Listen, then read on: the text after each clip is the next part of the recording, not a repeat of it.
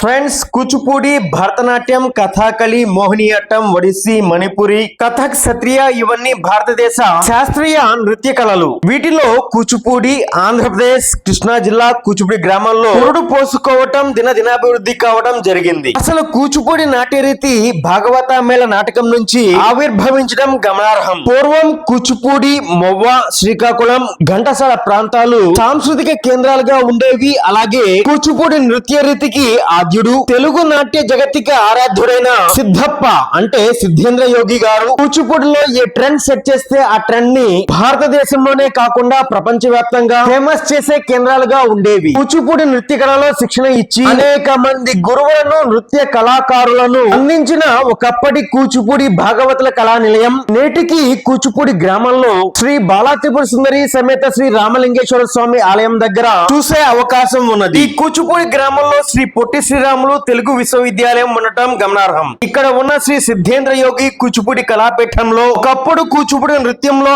ఆరితేరిన గొప్ప గొప్ప వ్యక్తుల ఫోటో గ్యాలరీని మనం తిలకించవచ్చు.